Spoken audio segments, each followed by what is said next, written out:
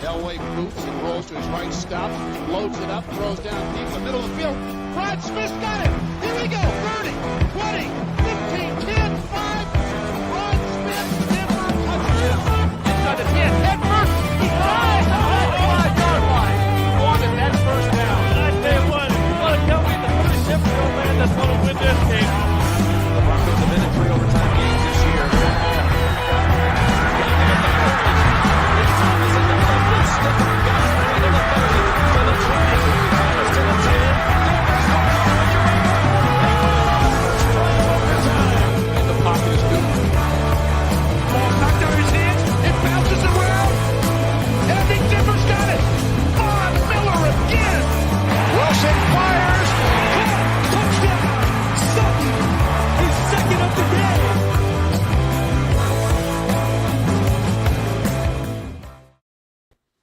Well, good evening, Broncos fans, and welcome to the Denver Bronco Roundup. I am your host, Keith Brugman.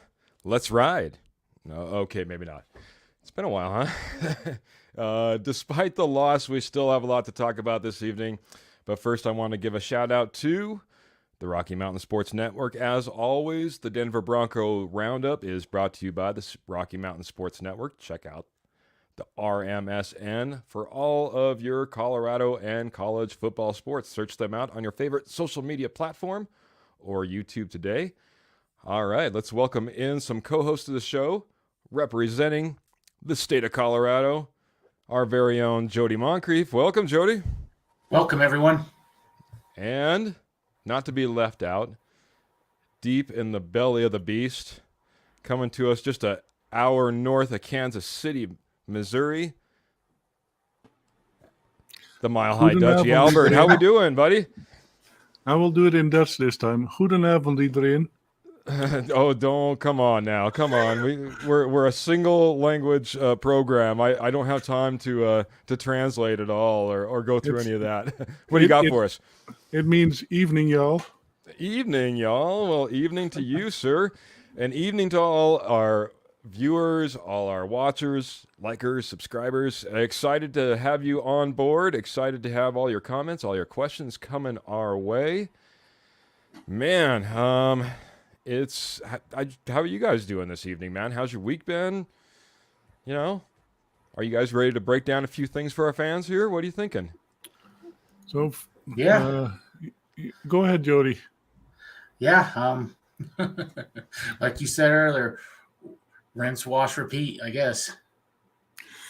Yep, wash, rinse, repeat. The same. It feels like I can almost put on the same show, but we do have some things to talk about. You're right. But as far as that game is concerned, and the overall outcome, it certainly feels like a wash, rinse, repeat, man.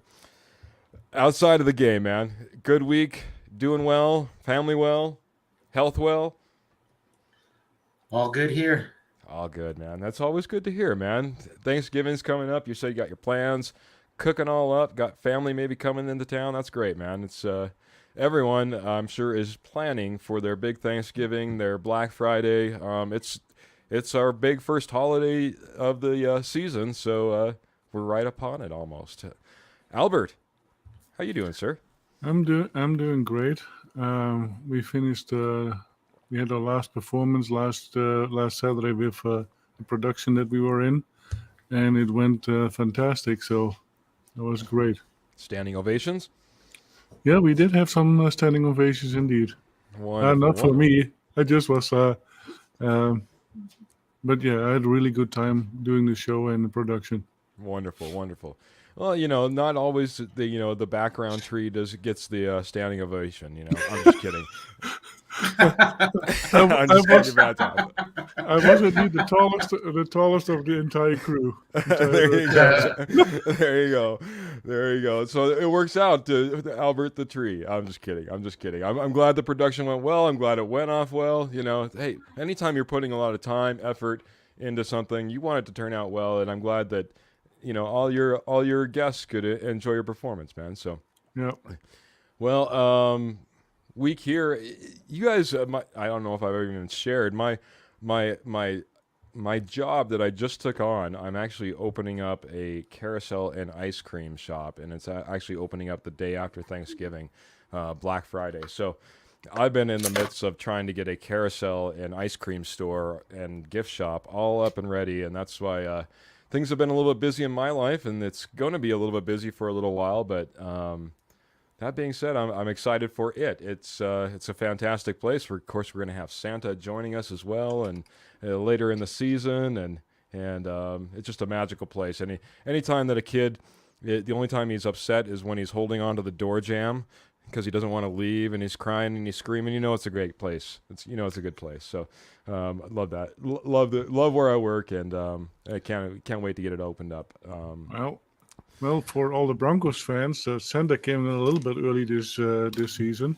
Well, yeah, there were some gifts that were handed out, I guess, for some of our Broncos fans. We need to get to that. That's a big one as well. So, we'll get into the game just a little bit. It was another must-win game if we were going to make out run for the playoff. It was against our rivals in the Las Vegas Raiders, and yet again, as it's posted behind me, 22-16 overtime lost in somewhat humiliating fashion, if we're to be honest. So there was some good, there was some bad, there was some of the same, that wash, rinse, repeat that we were kind of talking about. But as Albert kind of mentioned, I think the first topic that we need to talk about, Melvin Gordon, he makes a huge fumble. Some say he could have cost us the game in his fumble. Ends up being a 0 point when we had possibly a 7 points to be put on the board right at the goal line. Subsequently, he's released Monday. I just want to get your overall thoughts on Melvin Gordon, his tenure, and his release, and I'll let Albert take the first. And then that's what I think. Santa came in early. We no longer have to deal with Melvin Gordon. Yeah, I think that fumble turned the energy on the field for the Broncos. It just turned it. People were upset. You're not playing right anymore, and I think that's where we saw a little turn in the game perspective. If that would have been the score, I think they would have scored much more in the second half as well, because now you're on a streak, and you're in happy mode instead of depressed mode. Yeah, depressed and scared, and I'm excited for that moment where we're up in a game, or we actually more than 10 points. We need to be more than 10 points. If we're up 14, 17 points, man, talk about our defense really having some opportunities at that time. So Exactly. if you want to, give me your thoughts just really quick, though, on his overall tenure here with the Broncos. So last year, I thought he was great. Of course, he had to go on a fumble or two, but in general, he did really well. They worked really well together with Giafonte, with Pookie, and I think it just got in his head this year. He was no longer the running back number one. That's where all the problems started, and I was hoping that he would figure it out, but apparently he hasn't, and that's why he's let go. Last year he looked great, but it doesn't come out. That's fair, man. That's fair. Good assessment. Jody, your thoughts, man. The release, his performance in the game, his tenure with the Broncos. I thought he was decent for the Broncos, but ultimately the fumbles gave way. I think this should have happened earlier in the season. I mean, after that Raiders fumble, I think that's where it should have been the end for him. But that's where I go back to Hackett. Hackett's a people person and wants to make everybody happy. I mean, he doesn't hold people accountable for when they mess up. But Gordon, he was a decent running back here, but he was one that never could deal with competition from Philip Lindsay. I mean, when he was getting arrested for the DUI, hey, I'm in a running back battle. I mean, that's the first thing that comes to his mind. I mean, or this year with Javonte Williams, he just never handled competition well, and you could just see down the stretch he just had lost all will. Yeah. Yeah, I think if you look back maybe on his history as well, I mean, he had troubles with Austin Eckler when he left San Diego. He really thought they could be a Yep. two-back system. He was let go from that team. Comes over the Broncos, and you're right. He struggled. He struggled with competition. I think he always wanted to be that number one back, or considered at least a 1A, 1B type of back at a worst case scenario, and not being put in that position, especially this year, was huge. I referenced it a little while back, and by the way, just a couple of shout outs. Victor coming in and says, when we beat the Raiders, we need to have a downtown parade. That might be the case, man. I think we're A downtown parade if we just win a football game. might take that too, man. Especially if it happens to be any AFC West rival, man. I mean, I don't know if I can get a downtown parade for the Carolina Panthers, but maybe you're onto something there, buddy. It's rough. So, Facebook user coming in again. If you don't want StreamYard to give you, if you don't allow StreamYard, they won't put up your name. And if you miss that, or if you'd rather not share your name, just through StreamYard, just throw your name up there. We'd love to know who we're talking to. But happy Thanksgiving to you guys too. To you as well, I should say, from us to you. So, getting kind of back on track, I really wanted Melvin Gordon to be that guy. I wanted him to be that number two back. Honestly, some of the work I saw him putting in training camp, after sessions had wrapped up, he's over there and he's catching balls on his knees. He's running extra routes with Russ. He was always trying to put the time in. But I referenced it a couple of episodes back, and I got the name now. Chuck Knobloch is the gentleman I was trying to think of. He was a second baseman for the New York Yankees, and he went on a streak where all of a sudden he couldn't throw to first base.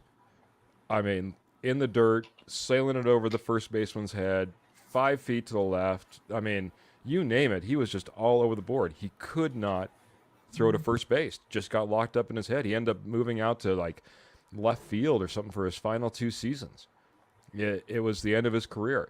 And I think that fumble that Melvin Gordon has is kind of like Chuck Knobloch. He's now he's thinking about it all the time. You know what I mean? He just can't. You know, I saw one game where he came back and he had 2 hands over the ball the entire time, really buttoning it up when he went into contact, and that all went away again, and he starts fumbling again. It's in his head. It's a problem that he's had and he continues to have. Like I said, I respect the man, the work that he put in, the effort that he tried to put in towards the Broncos. Did you guys see any of his goodbye tweets, though? You missed the goodbye tweets. Pretty interesting. First off, I got to say the right thing. He showed a nice picture of him and Patrick Surtain in a big hug. It was from a few games ago, I'm sure, on the sideline. And he said to thank you to all the players and really the men that I spent time with at the Broncos. Pretty good. His other tweet that he sent out for the fans was he photoshopped himself into the O.J. Simpson Bronco with the police chasing him behind him, saying goodbye to the Denver Broncos fans. I'm surprised that he did not have a glass of Merlot in his hand. Maybe. Odd way to end your tenure with the Broncos, at least saying goodbye to the fans. Made me kind of think twice, I guess, about overall what he was and who he was, and I just don't know if I can get my mind around his mind at all with a goodbye like that. So, best of luck, I guess, is what I can go on can say. But at the same time, Yeah. I think at the same time, I think as most Broncos fans, I think overall we're satisfied that he's no longer on the team. I hate to say that we're happy. I never like to see a guy lose his job. I never like to see a guy have the issues that he was having and that be the problem. And quite honestly, I think maybe the reference, and I started to think about it, a lot of people thought he was convicted. It convicted him in Denver before he was ever had a chance. Right as he walked in the door, he was met with some aversion, I guess you could say, just coming from the Chargers in the whole 9 yards. So maybe he just felt like he never got that chance. He was wrongfully convicted from the moment he stepped foot into our presence. But nonetheless, we move on from Melvin Gordon. So, and I guess no final thoughts there from me. But just a follow-up question, though. Chase Edmond went out in this game as well, gentlemen. Sounds like it's a high ankle sprain. Sounds like it could be, several weeks, up to 4 weeks that he'll be gone. This sounds like. Go ahead. They put him on IR today, so. Oh, okay. Dang. You guys, again, very, very busy, man, so I've been trying to keep caught up. I appreciate the update. IR it is for Chase Edmonds, and so, yeah. A minimum of 4. A minimum of 4 now, so it sounds like Zigbo is getting called up from the practice squad. But I got a question do you have something, Albert? Yeah, what about Mac? Oh, yeah, and I would Marlon think Mack. that's your 3. That's your 3. Maybe we will have an M&M. Murray, Mack, and a Zimbo. That's true. We got Mom. Oh, Mom. I mean, got Mom in the backfield running the ball for us. Murray, Ozigbo, and Max. So, that being said, pretty depleted room. I'm going to ask Jody, do you have a name that you'd like to see the Broncos bring into the running back room? Any thoughts around that? And then we'll go to Albert on it as well. I guess I'm good with the 3 they have now. I know the easy answer is people are going to say bring in Philip Lindsay since he was released by the Colts, but I don't want that. We've seen that it wasn't good, and just run with these 3 and find out if you got a real running back for next year, because you don't know what's going to be the status of Javonte Williams. That could be probably your second biggest need on offense next year, really, behind this whole line, if you don't have a healthy Javonte Williams. This is true, but another little update, maybe you guys didn't get. I caught it a little bit in the press conferences from today, but Javonte Williams has ditched his crutches and is now walking without. So, good sign. Already without the crutches, already progressing. And by the way, it sounds like Tim Patrick is way ahead of schedule. He's already hitting the weight room. Javonte said he wants to start getting involved in the meetings for the running back room. They say that same thing. Tim Patrick is poking his head in. Cortland Sutton mentioned that. He said, hey, I'm not the Z receiver. I can help out as much as possible, but him coming in, who's actually plays that position, knows that position, can give some really good pointers to these guys. So maybe some good news. I guess a little segue out of what we were talking about, but some good news when we talk about, Tim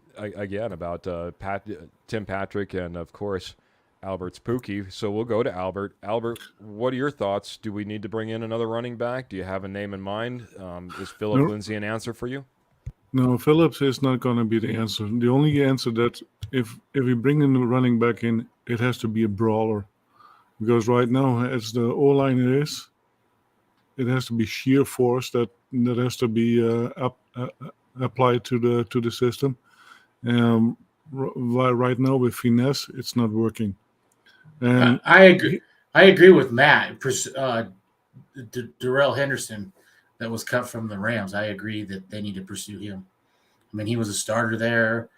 I don't know if they released him for money reasons or what, but that would be someone I would pursue. Is he a brawler? Then I would say yes, because that is what we need. We need a tank, and that's what we need. And I'm good bringing in. Oh, sorry. Go ahead. And about Pookie and Tim Patrick, and this is what we didn't see from Melvin Gordon. Melvin Gordon didn't show up with OTAs, and now we have 2 injured players who still want to be involved, and there lies the difference. And we didn't have that from Gordon. I last year I really enjoyed him as a running back, but this year he didn't do it for me, and he didn't even show for OTAs. So his interest was very minimalistic as well. So that's my that's fair. let's say about Gordon. He's like, Albert's like, I digress. We need to Yep. move on. Much like the Broncos did on Monday, we'll move on from Melvin Gordon. Albert will as well. So, Matt just coming in with a couple other things. The Broncos need to make RB1 a priority in the offseason, and he wouldn't be surprised to see them target a running back early in the draft. So, what do you think? Early in the draft, what are your thoughts? How early in the draft is early in the draft for you, Jody, if we go out and look to get a running back? Not at all. I think I would be very happy if they made every pick an offensive lineman, really. I mean, that is their. I easily can see 5 new offensive linemen, and that's where I think the focus needs to be in this draft. And yeah, I wouldn't waste a high draft pick on a running back. Not when this whole line is trash. Well said, Albert. Your thoughts? And it also depends on how Pookie comes back. If Pookie comes back to his former self, then yeah, with Pookie and with what we have, I think we are doing just fine. Yeah, I think you'd have to know that he'd have to be ahead of schedule. He'd have to be looking just really good within his schedule for Javonte Williams to feel like you could rely on Javonte Williams, to be, there for you, to be what you needed. You know what I mean? To start off the 2023 season. That's a spooky place to be in.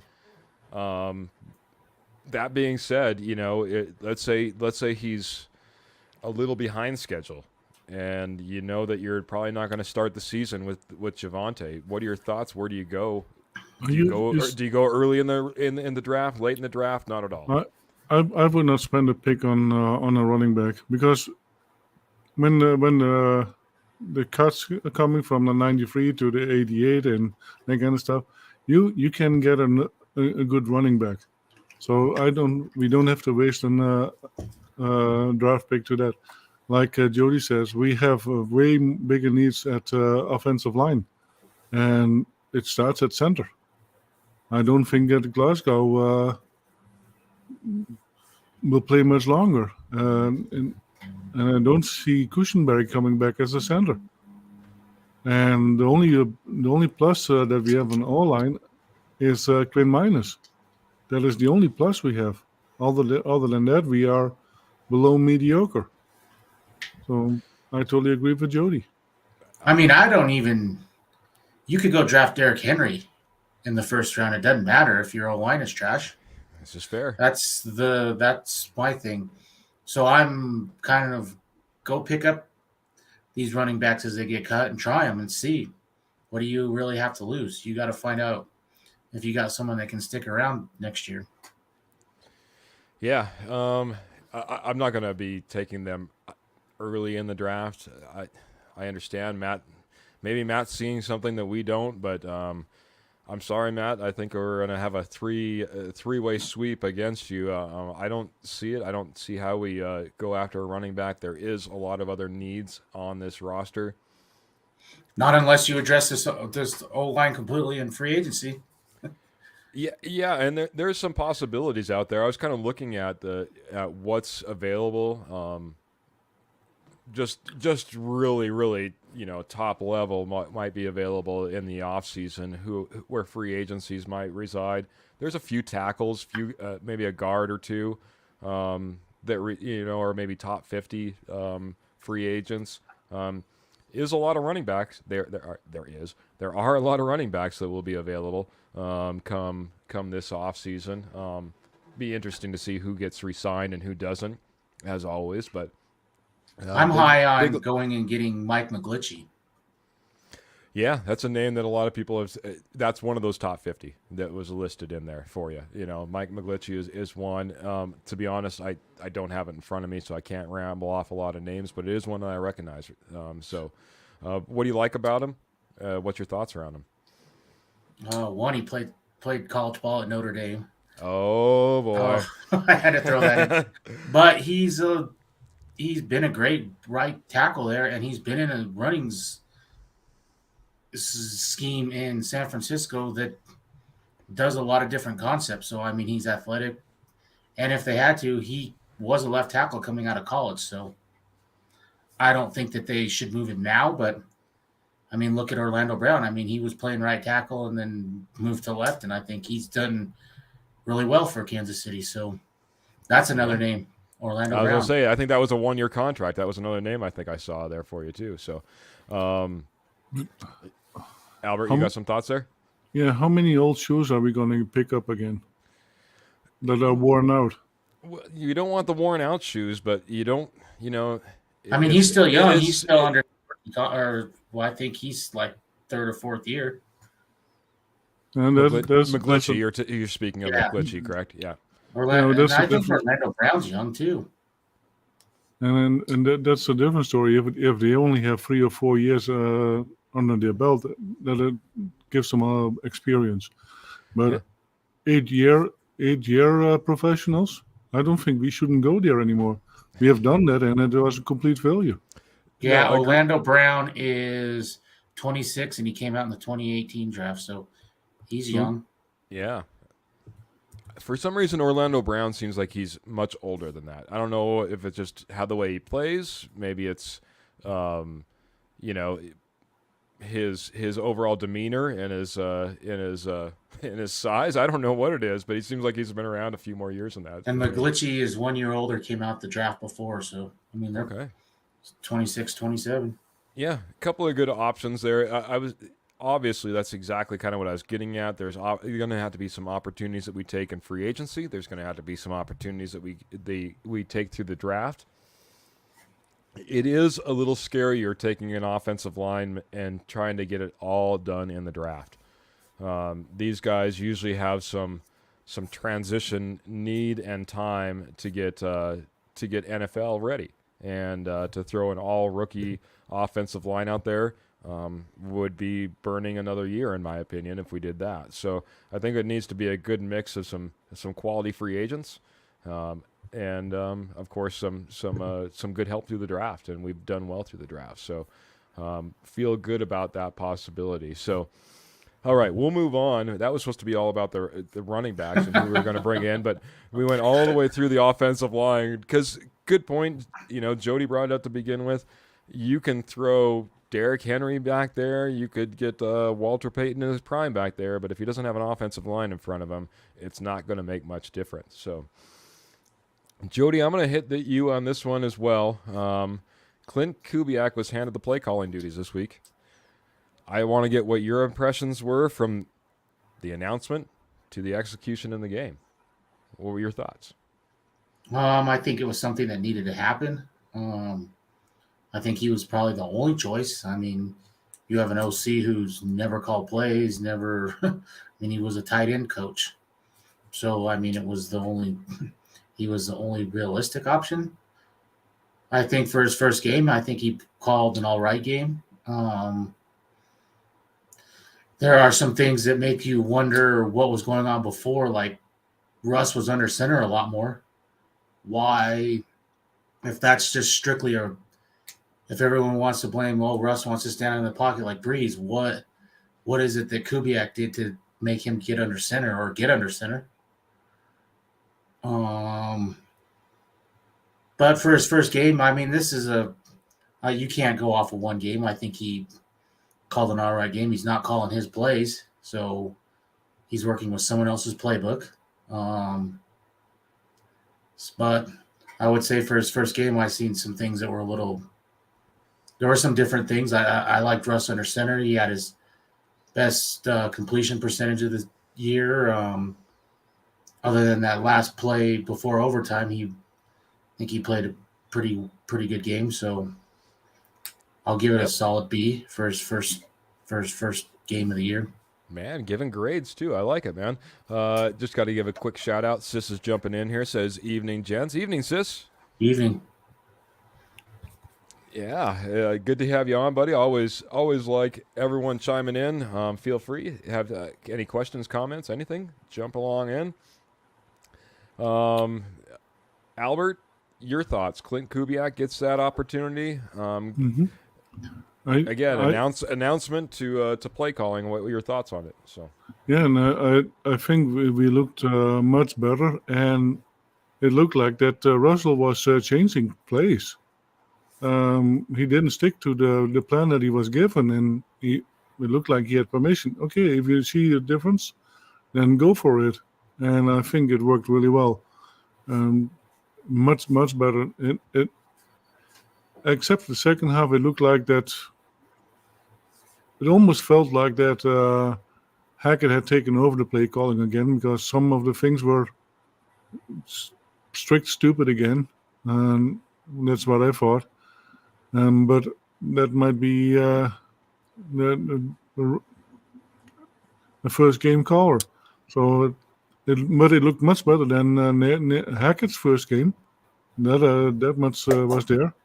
So it looked much better. So, and maybe because of Melvin Gordon, that's where Melvin Gordon again, after the fumble, the whole dynamics changed again. So maybe that's what the problem was. You know, one thing going to Melvin Gordon that after that fumble, I mean, he missed some key blocks. And that's one of the things he's known for. He's the best blocker, best blocking running back on this team. And that's something, if you're going to continue this offense, you got to find a running back that knows where to block. Yeah. And 100%. I did see with Klint too, Russ was working short to long, where it seems like with Hackett it was long to short. He was not taking checkdowns under Hackett. Where this game, he threw a lot of short passes. Took the 3 and 4 yards.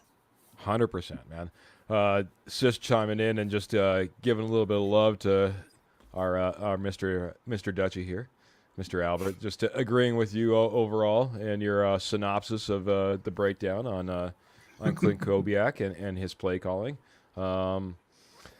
Gilbert, we see you. I'll get to that in just a little bit. I'll get to your comment.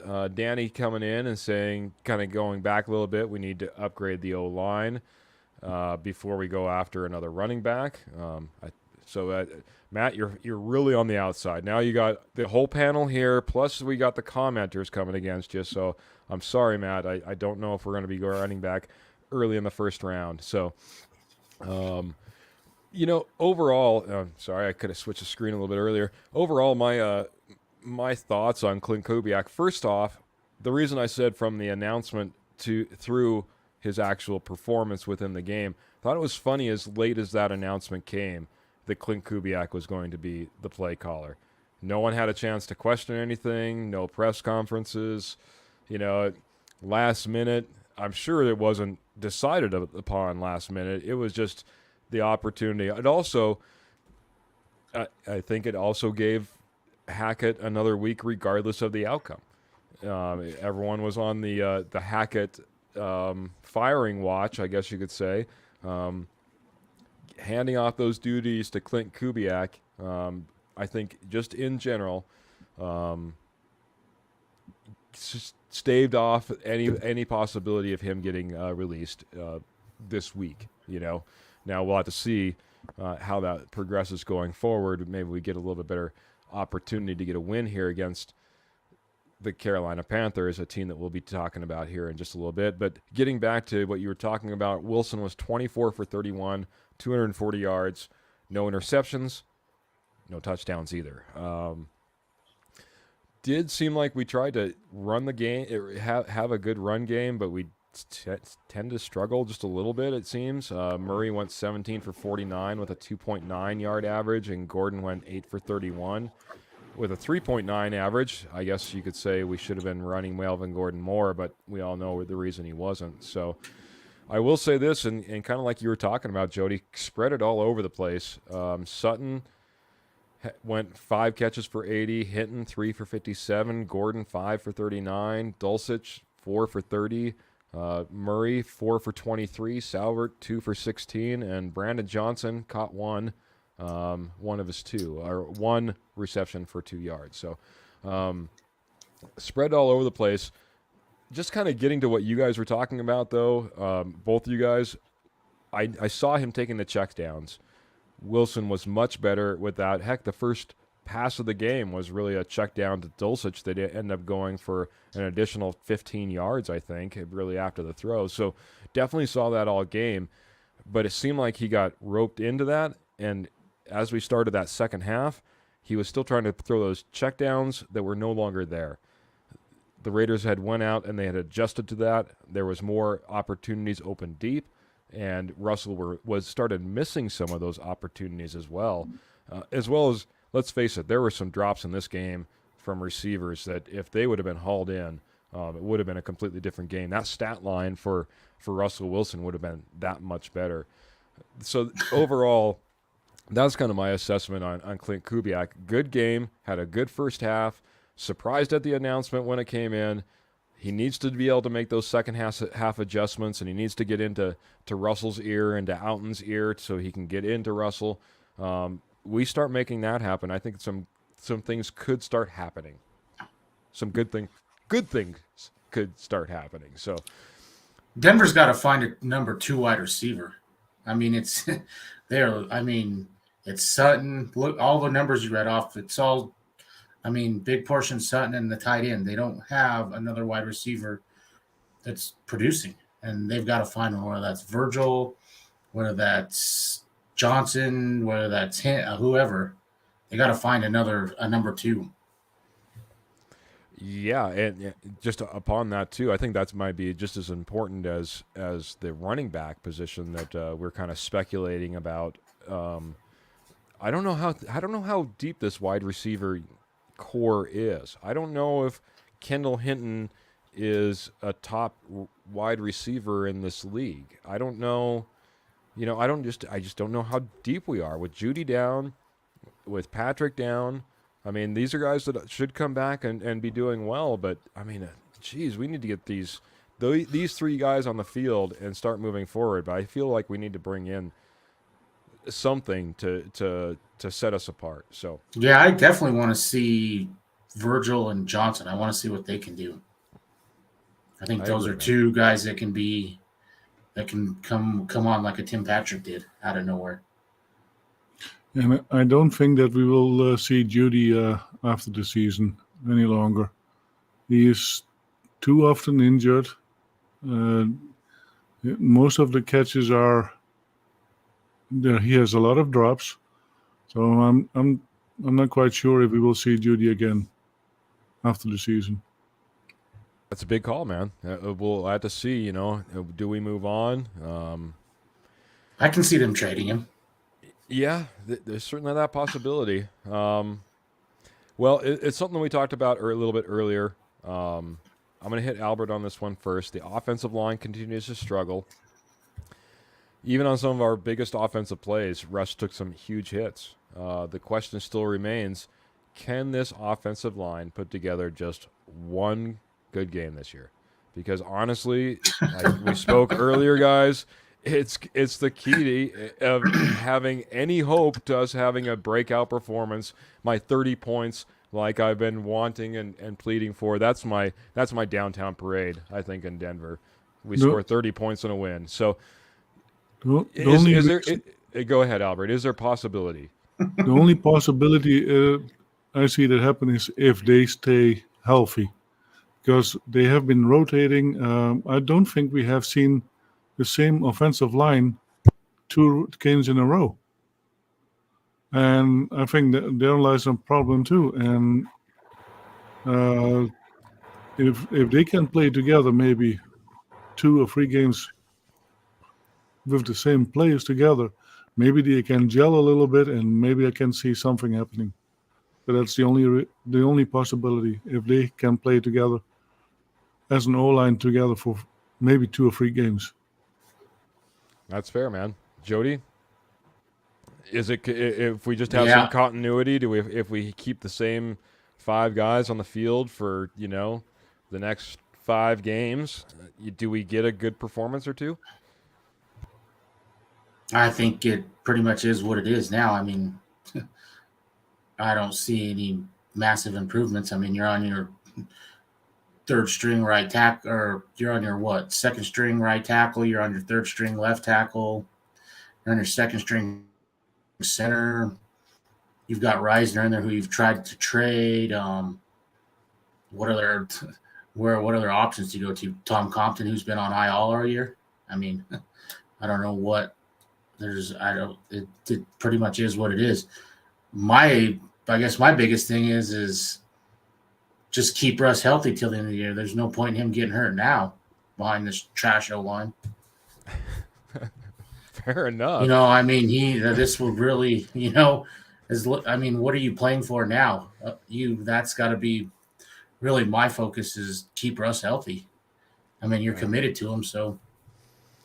Yeah, I think if this team knew how to keep guys healthy, that would be that would be a surprise in and of itself, topic. Man. I don't think that's a possibility. I'm gonna get caught up on a few comments. Got Facebook user coming in saying, "Evening, fellas. Hope you're all looking forward to Thanksgiving. I know for sure you aren't looking forward to Sunday's game against the Panthers. Sorry, fellas, for the jab. Happy Thanksgiving." Well, thanks, man. I appreciate it. I guess I appreciate the happy Thanksgiving. I think we have to look forward to the Carolina Panthers. There's not very many opportunities where we can say we have a possible win in front of us. So, unfortunately, yeah, I'm looking forward to the Carolina Panthers. Kenny from the K&K show saying, "Evening, fellas. Hope everyone's ready for the game Sunday. Thanksgiving. Sorry for the jab, boys. Hope all is well with everyone." I think that might have been Kenny on the first one as well, just based on that and me reading this. So, and then Kenny, the last one. This is a question from Kenny, so at least it's not a third same comment from Kenny. Kenny says from the K&K show. By the way, K&K show, fantastic guys. Kenny, Kurt, Sis, all those guys over there on the network. Take a look at it. Check them out. K&K show. Look it up on Facebook. You can catch them every single week. So, but his question for us, he says, for all three of you, simple thoughts on Russell Wilson's press conference, saying this is a long journey, and using that as a scapegoat for his play so far.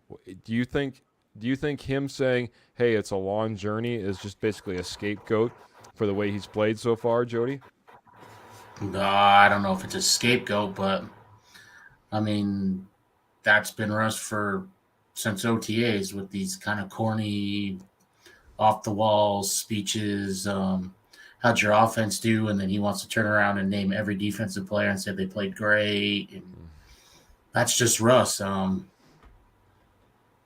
Behind closed doors, do I think Russ is fed up with a lot of stuff? Yeah. But I don't think Russ is.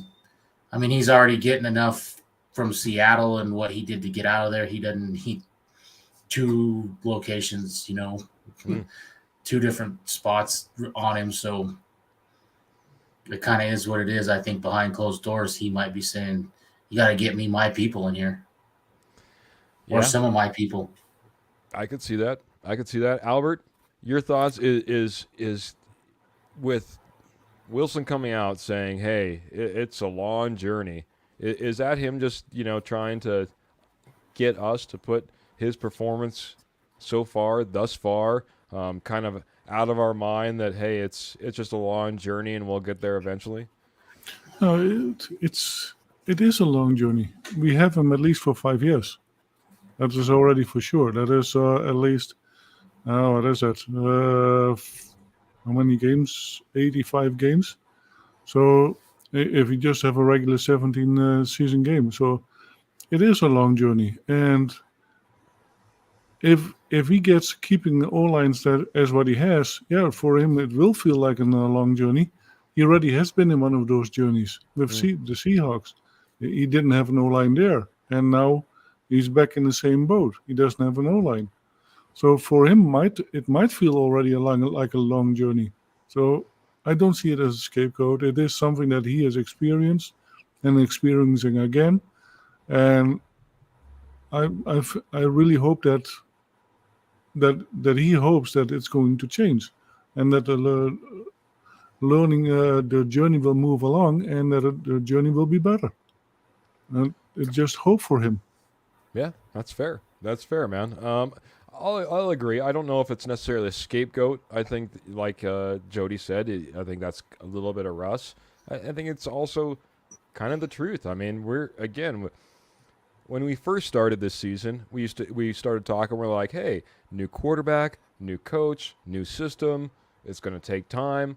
I think it's very similar to that. He's saying the same thing. You compile one of the most injured teams in the league on top of that. It is a long journey. We're in the midst of a tough run right here. So I wouldn't use it as a scapegoat as much as I think it's pure and simple fact. It is a long journey. I will throw this just really quick, and then I'm going to get to Sis's comment here real quick too. Some people are a little bit concerned, and since you brought up his contract, Albert, is Russ already on a downward slide? Is Russ his last year in Seattle? Some say maybe even his last couple years in Seattle, combined with this year here in Denver. Is Russ on a downward trajectory, an upward trajectory, or an even trajectory? How's that? No, Russ is not on a downward trajectory. Definitely not. We already could see that last game. He had a pretty decent game, and it is a journey. They need to gel better with his wide receivers and the tight ends. If those connections are getting better, if he gets a better O-line, here's the thing: if your first line of defense, your O-line, is not protecting you, how can you be better?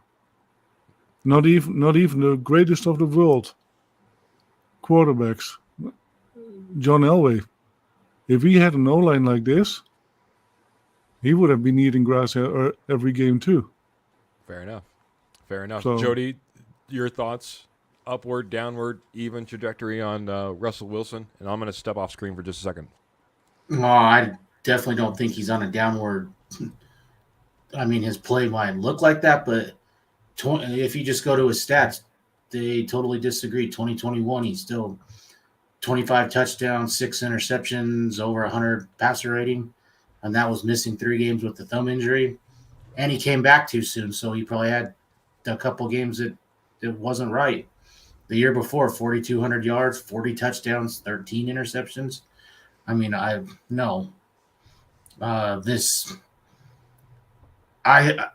one thing I will say about this year is if he thought that switching up to play like Drew Brees was going to prolong his career, well, playing like this is not going to prolong his career because who's going to want you under center? So you got to go back to what worked for you.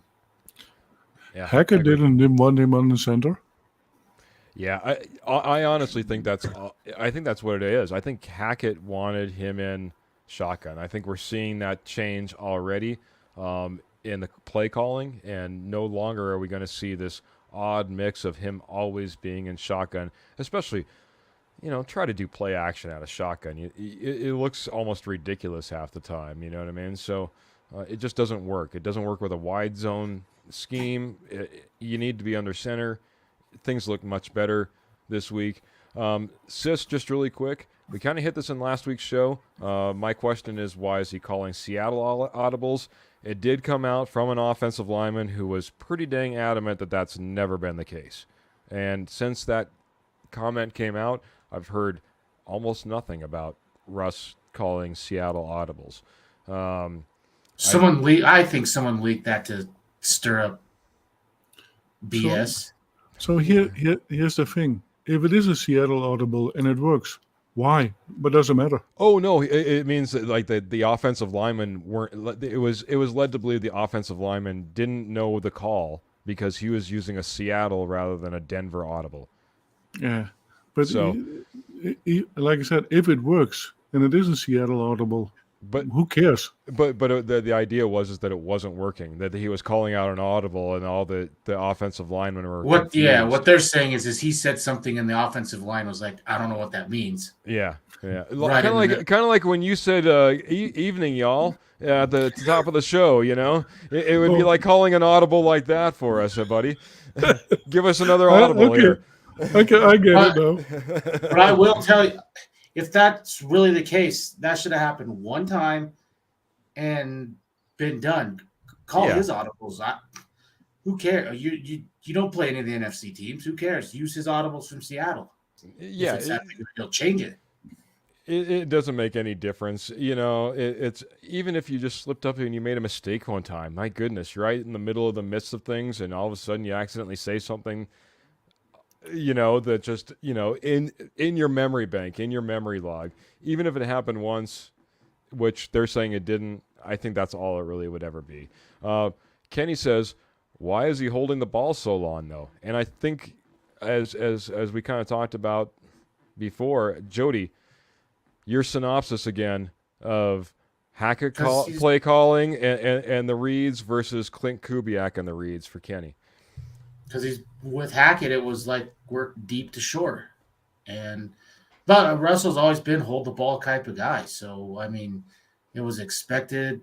We talked about this all the time that it was going to be something for the O-line that you're going to have to watch for. You're going to see some holding calls because of it, because he likes to do the little spin out, roll out type thing. Mm-hmm.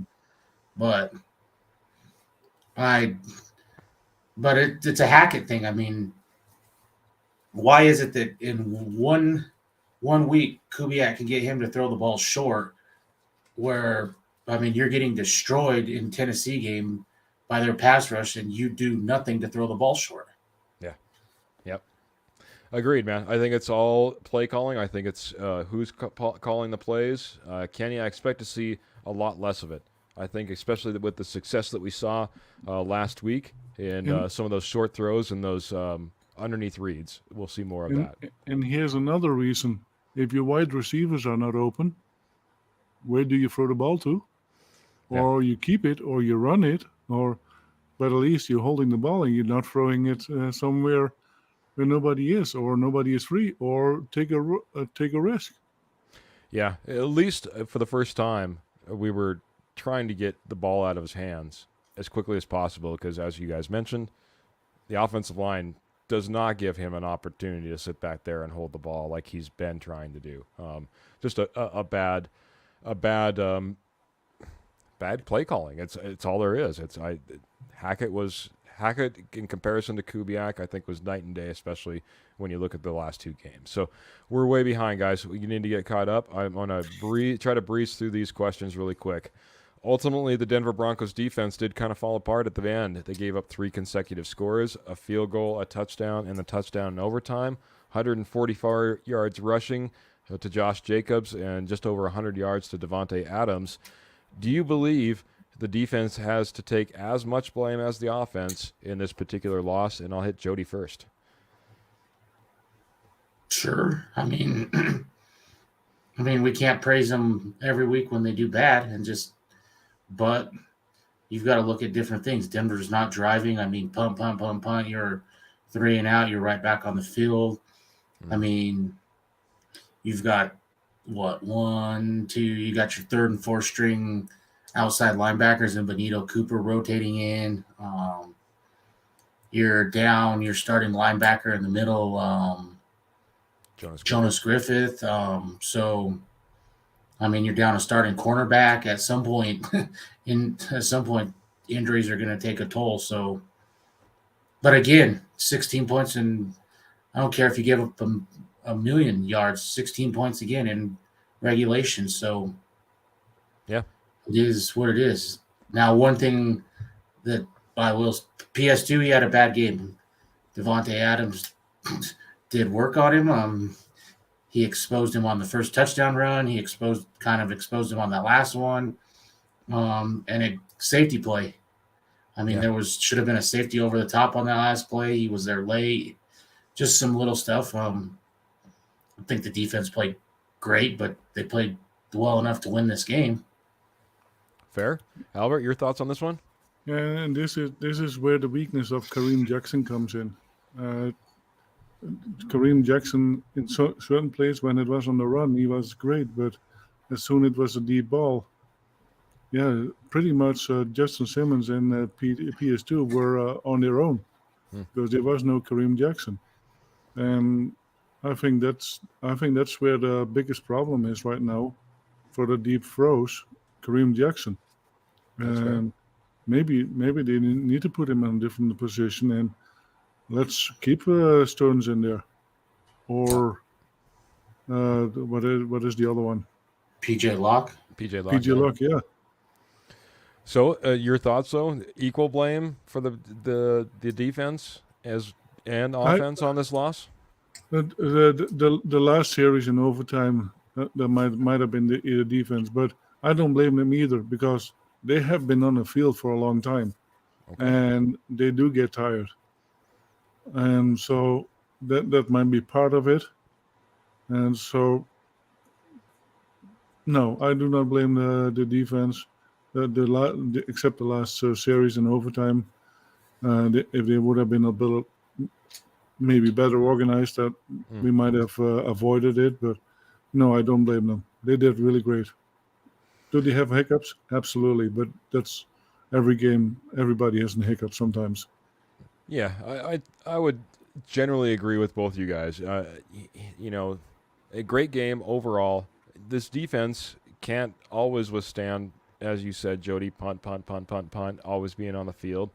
You know, it was a tough game, as you said, for Surtain, and I hope he rebounds from this, because quite honestly, the way that Devontae Adams was going off, saying he ain't ready yet at the end of the game after he caught that game-winning score.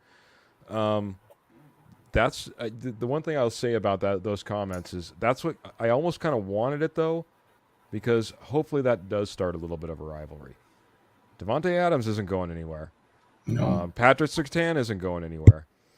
And I think this whole idea of, we don't hate the Raiders. Maybe this can get a little bit stirred up, and maybe there can be a rivalry, and there'll be a little bit more reason why we want to put a thump on them compared to maybe the years past, because it seems like it's been missing. I don't blame one thing that no one mentions that goes under the radar is K'Wan Williams was out, and I mean he's probably their second best corner. He is their second best cornerback, probably the best slot corner in the NFL, and I mean he's been playing really well. And agreed, man. And I think that's why you didn't see Surtain just shadow the whole game. I mean he's got to work different things too. As Surtain, a slot guy, they were putting Adams in the slot. Mm-hmm. You had the same Basby on him. You had different guys on him, and those guys can't cover Adams. So yeah, well, even that last overtime play, he's saying Bassie was playing the underneath on it. He should have got much deeper to kind of give some help on that play. If not, Surtain doesn't look nearly as badly out of position because just the trajectory you need to put that ball and just the eyesight from the quarterback. If you see that guy dropping back with Adams a little bit further, it doesn't look nearly as open. He snuck up, pulled on that play action, bid on it, and left it open. Helped leave that open. So, sorry, I digress. That's just been a huge loss, I think, that goes under the radar for this secondary. I agreed, man. Injuries all the way around. We haven't seen them really play out as much on the defense. Seems like we've been able to play through them, but at some point they do add up. Gentlemen, as far behind his time as we are, we're going to skip right ahead. We're going to pivot from the loss to the Raiders game to a game that the Broncos are still favored to win at this point. It's the road matchup against the Panthers. Panthers come in 3-8 with wins over the Falcons, Buccaneers, Saints, and a 3-13 loss to the Baltimore Ravens last week. Panthers are Wilkes, their interim coach, is possibly looking at moving on from Baker Mayfield. He said he wants to take a look at Sam Darnold. There's a possibility that they announced Darnold starting Sunday. Jeez, man, you guys are like one step ahead of me on all this news. Well, thanks for keeping me up to speed so we can go through all that. I wasn't sure if it was going to be PJ Locke or him. Foreman has been their leading rusher, 450 yards with no real action and starting until after McCaffrey was obviously traded in week 6. So my first question, we'll just go here. What are your expectations for the Denver Broncos defense in this game? And, why don't we start this actually out with Albert? I think the defense is doing their due diligence again. Probably be 16 points at the most. They know what Darnold, what type of quarterback Darnold is. We have seen him before, so they can gird their belts up for that. And so I think we will see if the defense keeps it up, and that's what I hope.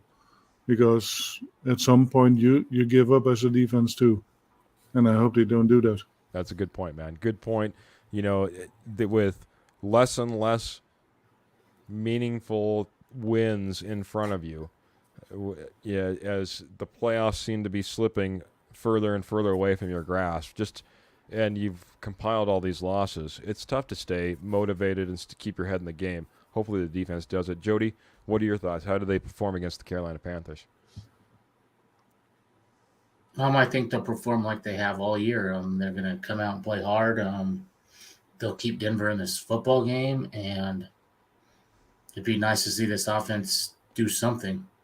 I know it's the Panthers, but it'd be nice to see them finish drives. I mean, they seem to put up a lot of yards throughout the game in between the 20s, but scoring touchdowns has been rough, and it'd be nice to just see a good, clean game from the players and coaches.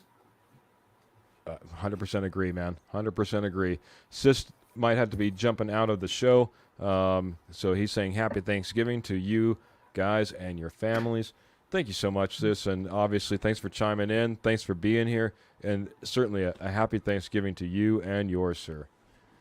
I'm expecting quite a bit from this defense, guys. One of the things that they even mentioned after the game, Justin Simmons in the locker room, he said, "Hey, we didn't score any points. We didn't go out there and we didn't make any big turnovers. So." It's up to us just as much as it's up to the offense, in their opinion. Sam Darnold, in my thoughts is a fantastic matchup for this team to have a heyday. Maybe get some turnovers, maybe get some points.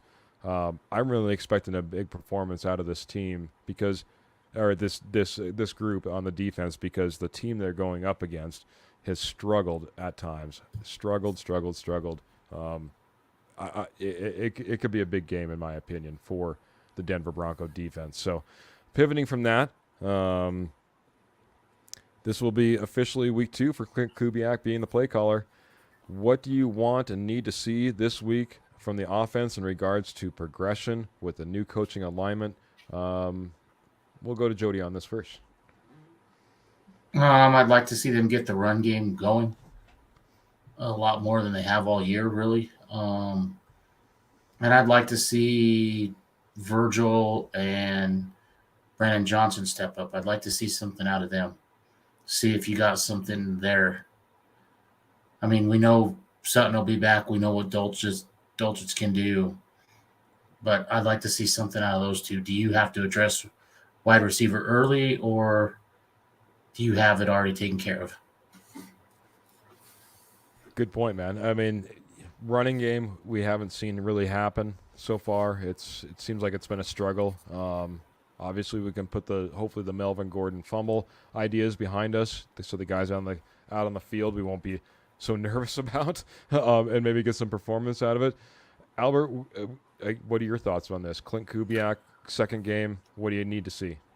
No, I want to see more of what we saw in the first half. I want to see more of that. And here's a far too. Why not put Washington in as a receiver? And because we have a new kick returner, we have a kick and switch it up a little bit, because Washington can be an explosive player. So I wouldn't mind seeing that. because right now I don't think we will have Hamler back in the game. So maybe try it with Washington, because he is a good catcher. Agreed, man. I mean, we obviously have quite a few receivers that we could run out there, put on the field, maybe get a look at. Washington being one of them, Virgil being another one, Johnson being another one. You know, there's a list of guys that we need to go through. For me, I kind of spoke to it in a little bit earlier in the show. What I really need to see from Klint Kubiak moving forward in this second game, I need to see those second half adjustments. I need to be able to see that he's taking this team where maybe, well, he's already taken to places that Hackett hasn't, in my opinion, but especially when it comes to the second half, taking them to a place where they really have struggled. And that's outside of the very first game. The first game, I thought they did really good in the second half. Beyond that, it's been really tough. Facebook user coming in saying he wants to see more boots from Russ. I'll agree with that, buddy, because that means he's under center as well. It's tough to do a boot out of the I do have shotgun. one thing on Washington. Okay. If he was dominating the special teams and looking great back there, then I would say play him more on offense. But he's been really sketchy back there and making a lot of bad plays. I think he needs to focus solely on that if that's what he's going to do. I mean, he's been bad back there. Catching punts inside the 5, dropping kicks. I mean, he's looked really bad back there. And I know this was kind of a topic that we were going to hit a little bit earlier, but I'll just touch on it. Quite honestly, I want to see a change at returner. No, I'm good for that. I maybe that frees up Washington to maybe be a wide receiver at that point because that's his concentration. But we have Kendall Hinton, we have Caden Davis on the practice squad. He was. I'd like to see Virgil back there. Virgil. I mean, you could take James Marilat's idea. We could put Pat Surtain back there. I mean, the ideas are endless. But I can tell you the struggles that we've seen from Washington. It's getting to the point when I see a kickoff, I feel like it might as well be Melvin Gordon back there because it's cringe. It's cringe time. It's really cringeworthy. Thanks, Kurt, for letting me know that you're the Facebook user, or at least one of them. Very much, I appreciate it. So, his idea: this is a game that you run the ball and win 15-10. Panthers with Sam Darnold should not score more than 10 points. I agree. This is also a team that, as I mentioned when I was running through it, that also beat the Buccaneers and beat them up pretty badly, if I remember correctly, too. So they've had some big performances. The Carolina Panthers are kind of like an all-or-nothing type of team when it comes to their offense. So it's better than just kind of mediocre 10 to 16 points that you can expect from us. At least that all happens every now and then. All right, guys, we'll move on. Just a couple more. We have been waiting for a breakout performance from this offense, and again, going up against this Panthers, we may just have that opportunities. If the Broncos do have a big game offensively, who do you expect the biggest performance from? And I'll go to Albert on this one first. Dulcich. Right now he is the most reliable that we have on the offense. Good point. And he needs to get the ball more because he can create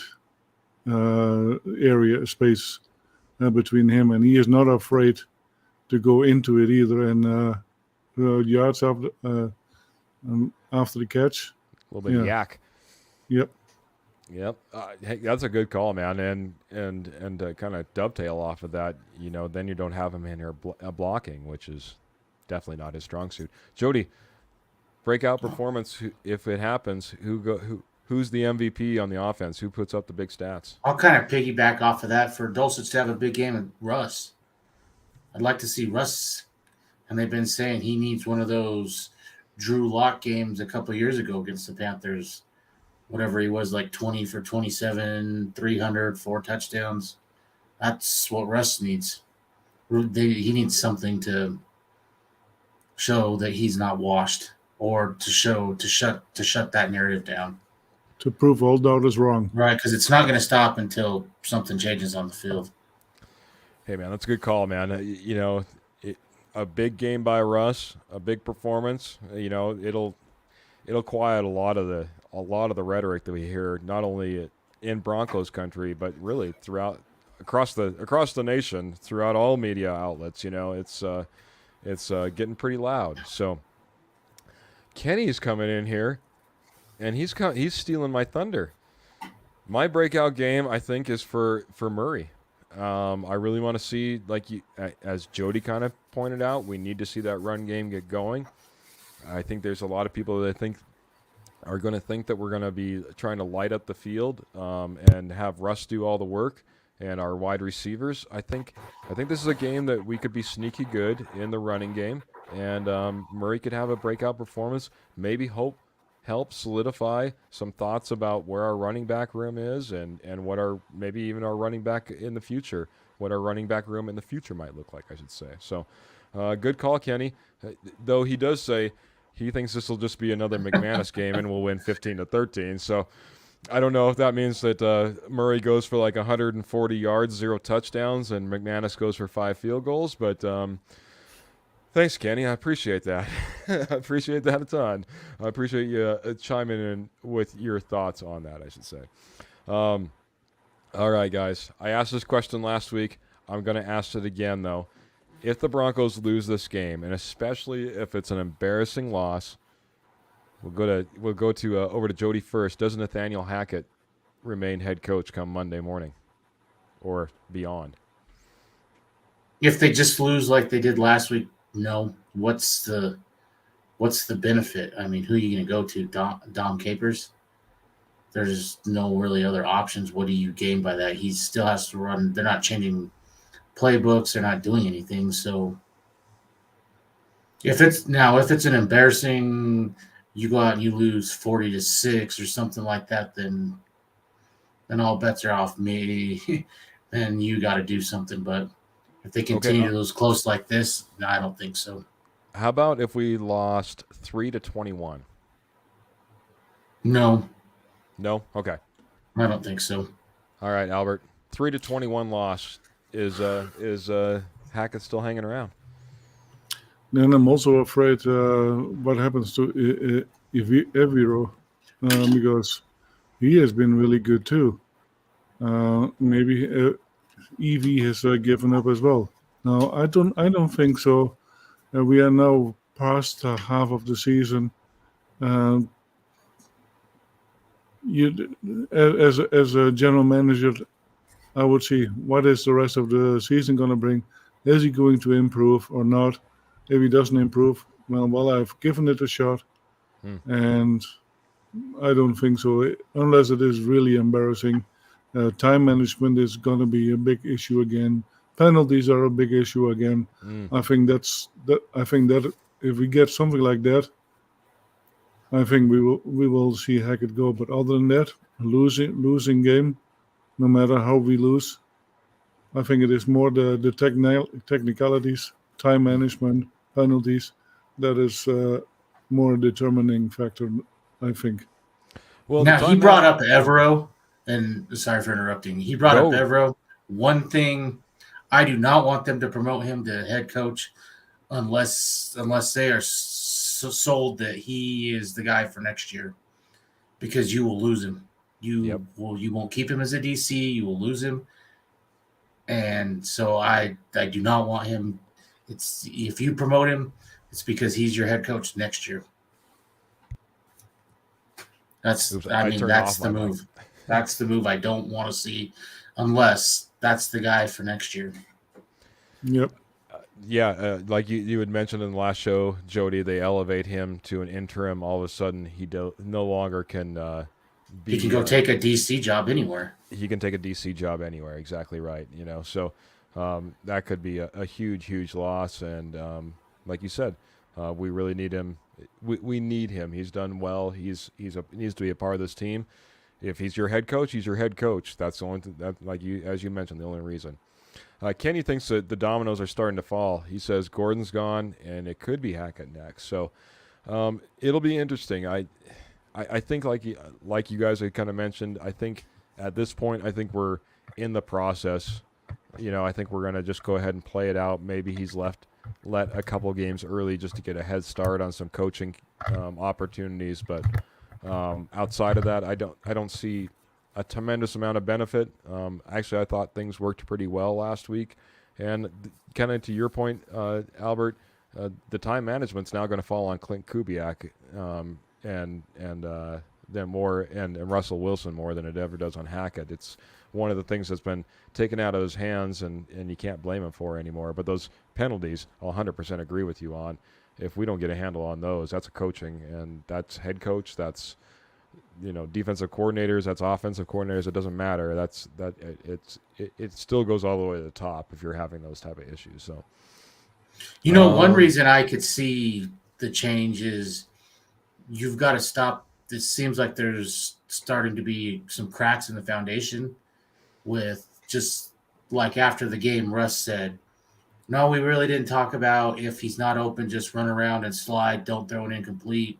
Hackett's saying, yeah, I told him you cannot throw an incomplete pass. So, I mean, there's some disconnect there. There's disconnect with the special teams coach basically saying, I don't want Washington back there, but it is what it is. I mean, you can see the cracks. Who's leaking out that Russ is, calling Seattle audibles. I mean, all this little leakage stuff.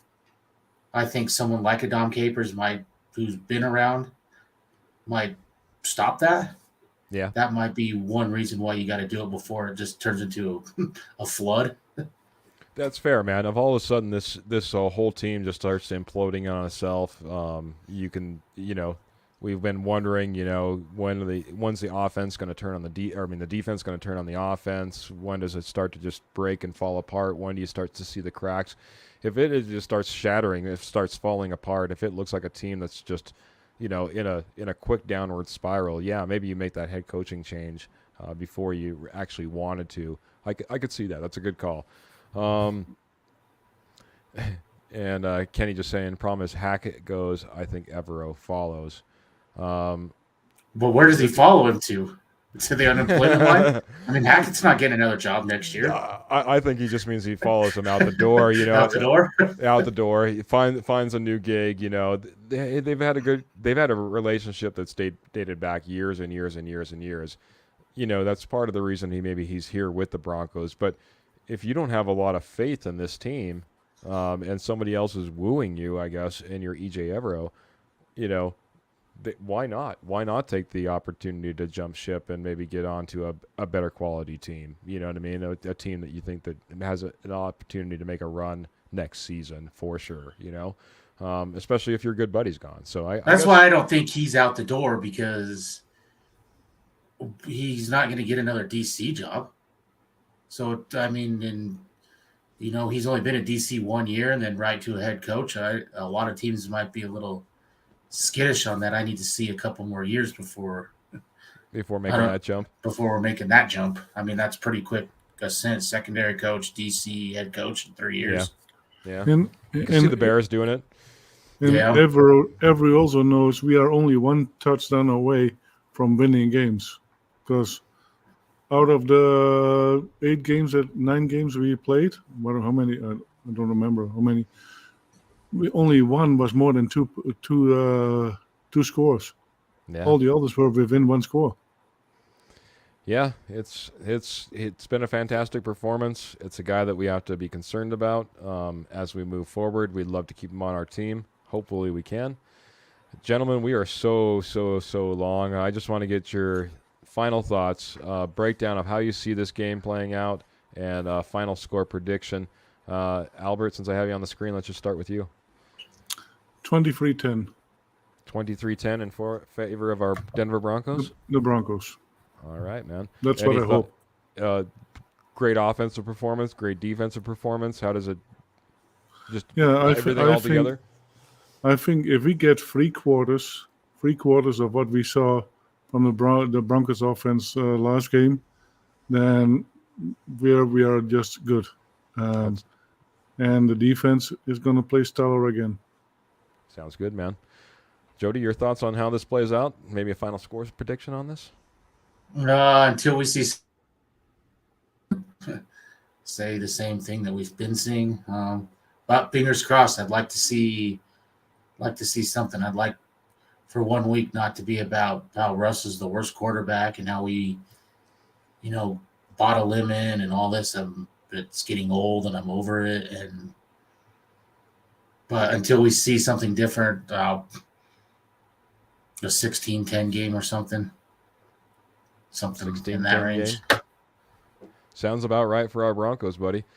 Kenny's coming in, kind of along those same thoughts. He's saying Happy Thanksgiving. Happy Thanksgiving to you, Kenny.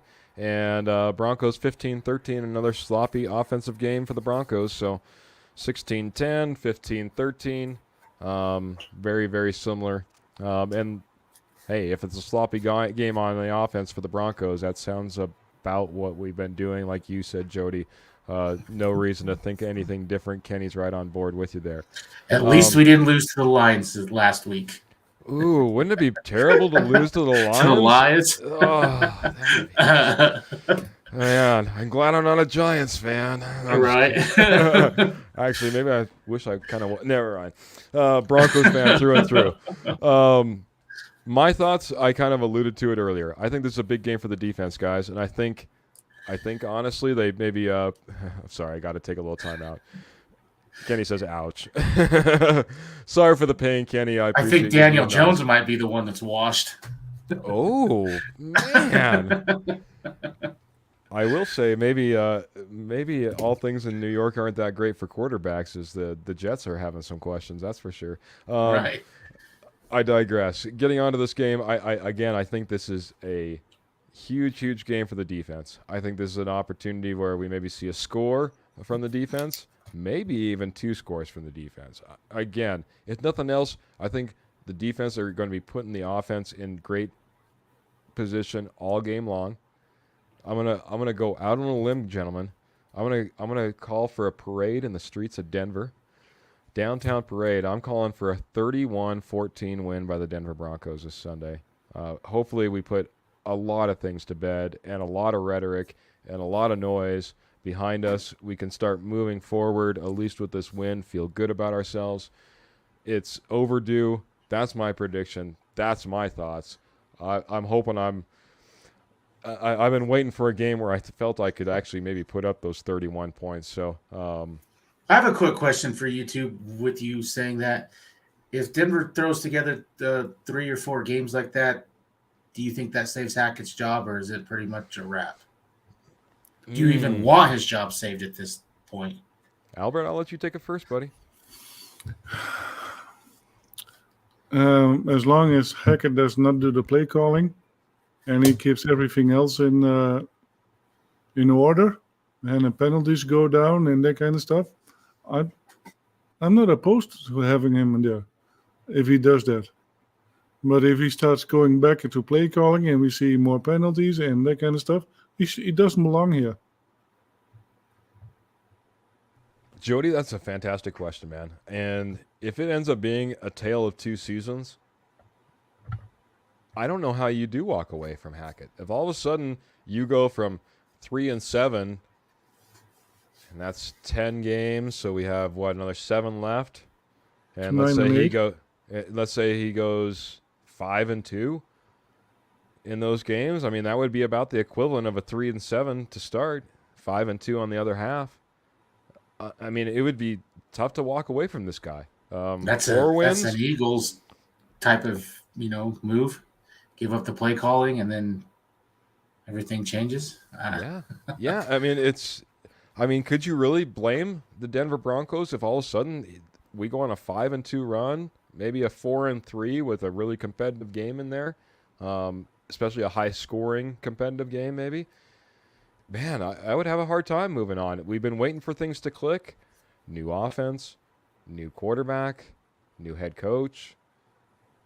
It's a long journey, according to Russell Wilson. Tons of injuries. I can see them talking themselves right into it. I could see it too, buddy. I 100%, man.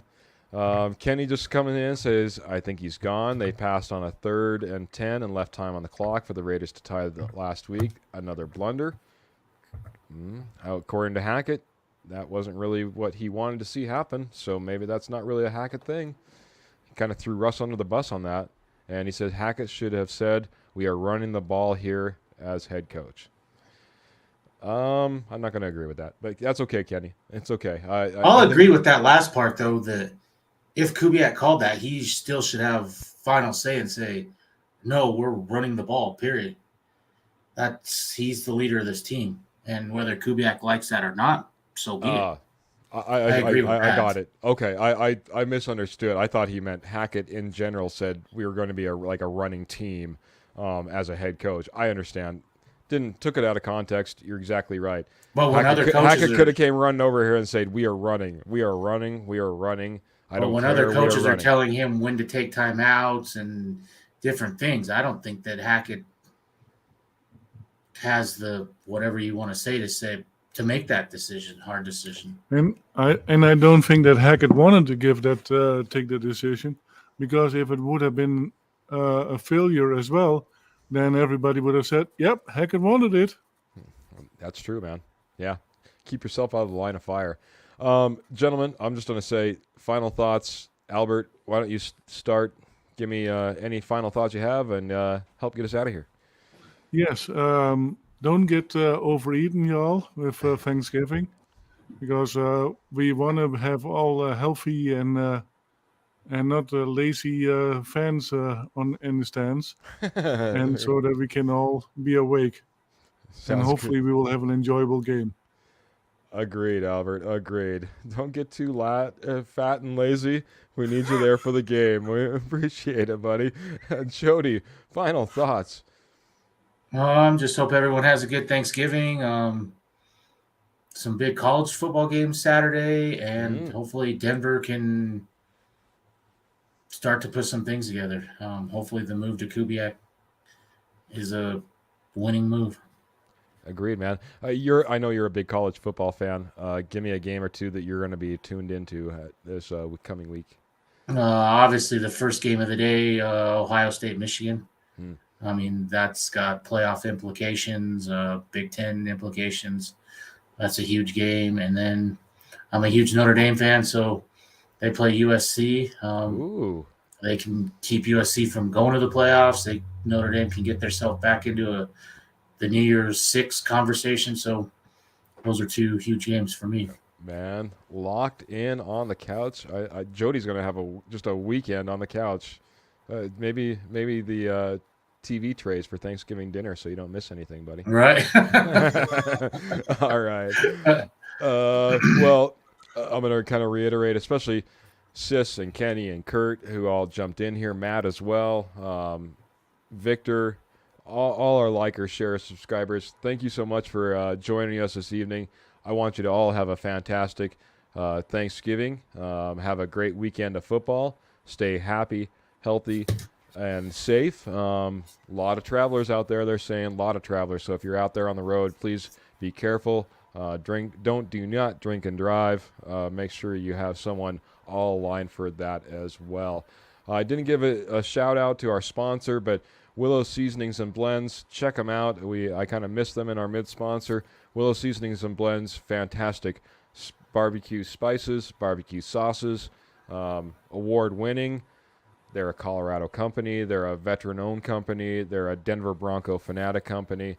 WillowSeasonings.com. Make sure you check them out as well. Just a reminder, please follow, like, share, and subscribe. We are on all the social media platforms, Instagram, TikTok, Twitter, YouTube, you name it.